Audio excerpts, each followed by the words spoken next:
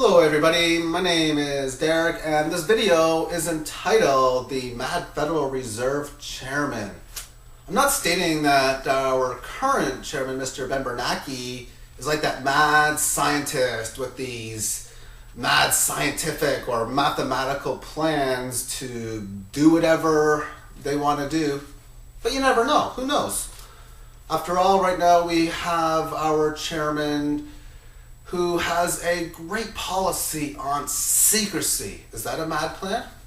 Heck, you never know. And his plan to make sure that the too big to fails, that they keep surviving, they keep printing the money and do what they can to stop this debt. Although in a sense, they're creating the debt, and that might be that mad plan itself.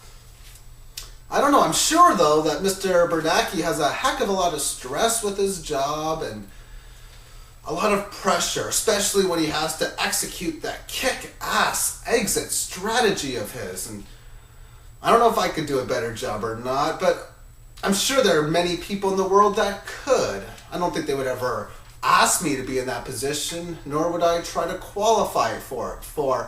To get that position, that means they would have to meet my demands, and well, they probably wouldn't like my demands because I myself would be that of a mad Federal Reserve chairman.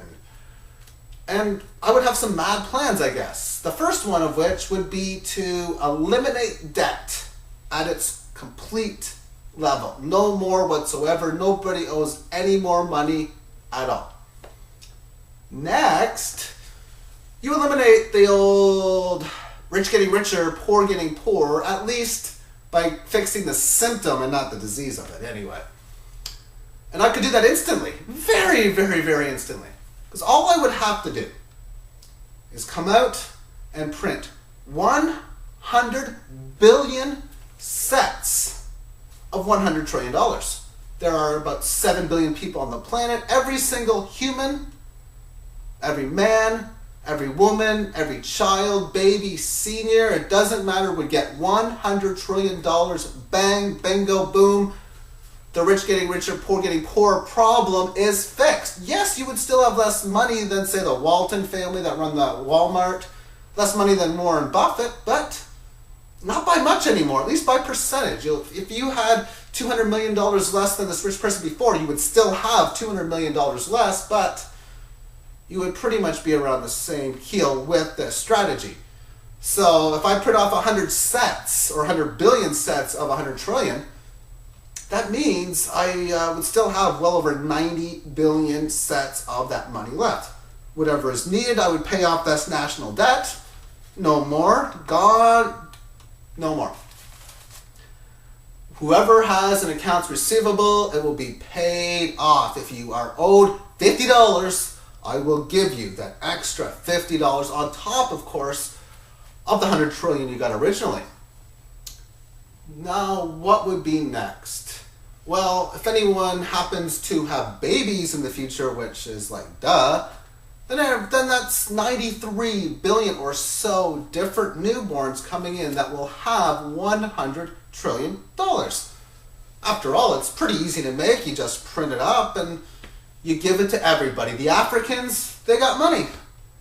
And I guess the rich really wouldn't like that idea too much. No, they wouldn't like it. But the poor sure would. And if we had a world vote, I think it could actually win. Because there are poor getting poor, and there's so many of them, that it would benefit them more than it would benefit the rich. But we could start capitalism all over, because if something like this were to take place, you can come out and say, well guys, you got your money, let the depression begin, because it's still happening. I can't print off money and stop the depression from happening. No. We're still having this economic collapse because our economy sucks. Our resources suck. And when that's the case, we do not have a good economy. Yes, everybody's got a bunch of money to put food on their plates, but there's not enough food, let alone maybe even plates, for people to have what they need. But it would sure be a heck of an idea. After all, this could bring a free market into play, that the free market decide what the prices of everything happens to be. It might be $1 million per gallon at the gas pumps. But when you have $100 trillion, that's not going to mean too much, no. But the free market can then decide, and if that was the case, the free market may keep things in control for just a little while. But you know what? This is just a fictional point of view. This is a fictional Mad Fed chairman idea. And quite frankly, like I said, we would still have that depression. When the food we have is at the situation, it's got to get people off their butts to get products and services that people need into play. We have a world right now where we are known as consumers. How much can you consume? And if you can't afford it, put it on credit. Buy stuff you do not need with money you do not have. To me, that is problematic when that is the case. That's why I'm a big fan of a resource-based economy, or an economy where people work with each other, for the best interest of the earth. If humans can get that mindset together, then yes, we can have an amazing economy. But we have to get to the root of the problems that we have, not the symptoms. For by giving everybody $100 trillion would just be fixing the symptom for the rich getting richer, poor getting poorer, because 40, 50, 200 years from now, same problem would occur as the money supply would change hands, and those who are very good at making money would keep making more, and those who are not good at it will keep losing. That's reality. And that's why those people whom are at the higher elite level, who already have their money, that's why they keep getting more, because they know what to do to get some. That's why we're hearing how so many companies are still making a heck of a lot of money, because even though we're in this current recessionary time, they can still put business strategies together to make money. But things are getting worse in reality as far as the economy is concerned. And I'm saying that because our resources that we are creating, it does not seem as if it's getting better. Resources in food, the raw materials we need to create all the different products in which we have, including the raw materials themselves, the mining of the raw materials. It's not doing so well. And then when you throw in the monetary policy, well, heck, that just makes it even worse. And you can hear so much about the Fed stating stuff about, well, we're going to do this to interest rates, and we're going to try to reduce liquidity by doing this. We're going to bail out these people here. You hear that information. How is that going to create a recovery? It can't.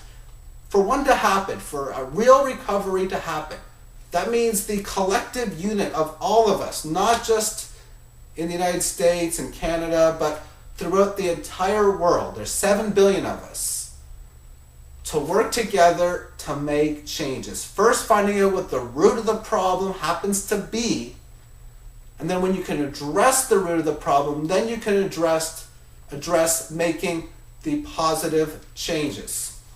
At least that's what it seems to me. And we see root problems like the consumerism, how we are buying stuff we don't need with money we do not have. How do you fix that? You got a situation where we are enslaved to debt, where we have a system where debt can only get worse. Once again, how do you fix this? So overall, I really believe that this decade, and sooner than later, as in like a few years, we will have this big recovery. And it's going to be very radical. It has to be major radical changes to get from the root of these problems. But I'm very confident that they are going to come into play. I think over the next couple of years, it is all about more along the lines of finding as many of the root problems as we can, and then the fixing of these up will be sometime in 2012. Thank you for watching this video, and have yourself a magnificent day. Bye-bye.